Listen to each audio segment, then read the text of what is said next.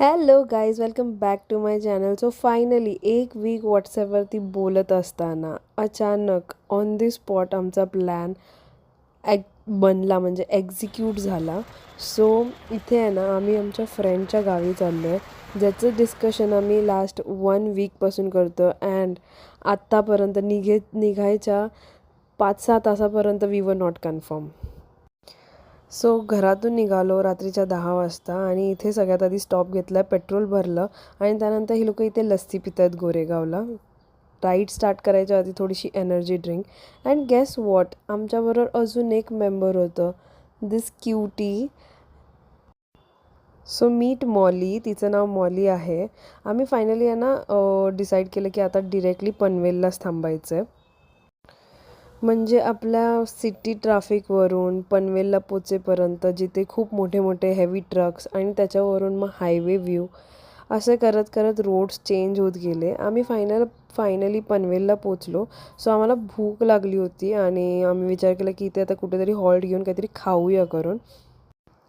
Bike rides आहेत ना, tiring होऊ शकतात थोडे, कारण एवढा लाँग डिस्टन्स आहे.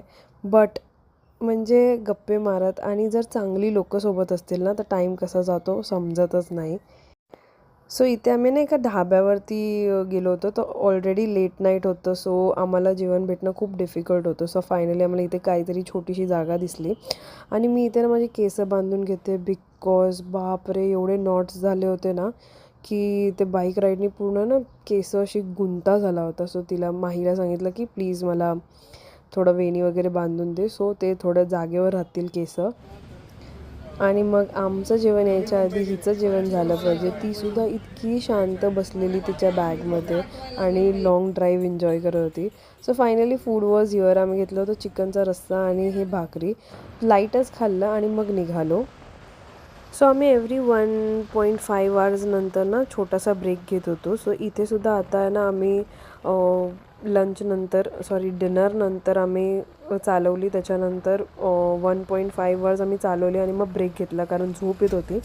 सो म्हटलं थोडासा चाय ब्रेक घेऊया आणि थोडं सर्वांना पण ना बाईकवरती बसून थोडं थकायला होतं. सो थोडं उतरलं की बरं वाटतं.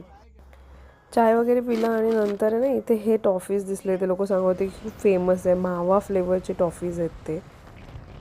त्यानंतर परत आमची बाईक राईड चालू केली. सो तुम्हाला एक बॅकस्टोरी सांगते की ही ट्रिप ॲक्च्युअलमध्ये कशी काय डिसाईड झाली. म्हणजे किती दिवसापासून आम्ही विचार करत होतो की विकेंडसाठी कुठेतरी जाऊया, असं 1 डे स्टेकेशन वगैरे. बट आमच्या फ्रेंड्सनी सजेस्ट केलं की आमच्या गावी चला, इथून 6 आवर्सवरतीच आहे. But we are not finalising it because फक्त 2 दिवस होते आणि मग इतक्या लांब जायचं. आणि ऑल ऑफ सडन फ्रायडेला सगळ्यांनी लॉग इन केलं, सगळे ऑफिसला गेले होते आणि अचानक दुपारी प्लॅन फिक्स झालं की नाही आजच रात्री निघूया करून.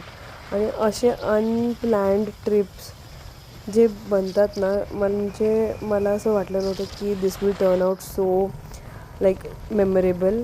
कधीच मी म्हणजे असं विचारच नाही केलेला आणि आधी तर मी रेडीच नव्हतो की म्हणजे हे करायचं आहे का ऑन दी स्पॉट.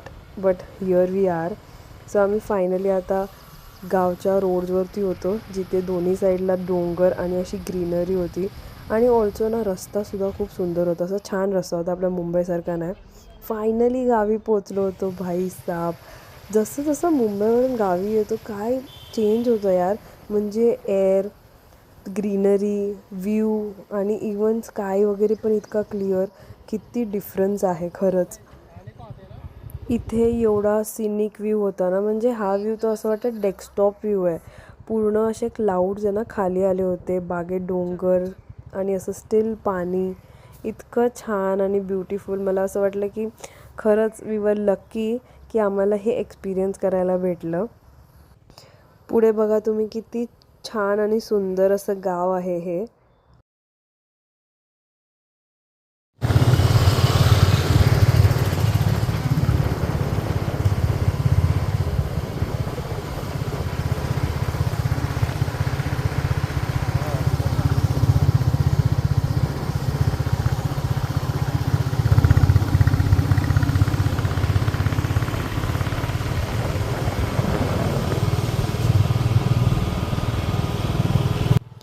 फायनली आमची 6 आवरची बाईक जर्नी एंड झाली आणि आम्ही गावी पोचलो. म्हणजे फ्रेंडच्या घरी ऑलमोस्ट पोचलोच होतो आणि इतकं ब्युटिफुल विलेज होतं यार, मला खूपच आवडलं. म्हणजे हा मेन गेट आहे त्यांचा, इथून एंट्री केल्यावरती त्यांचं इतकं सुंदर घर, खरंच यार खूपच सुंदर घर होतं. आता तर फक्त स्टार्ट झाली आहे, पुढचे 2 दिवसाचे व्लॉग मी पोस्ट करेन. So stay tuned and please subscribe to my channel. Bye.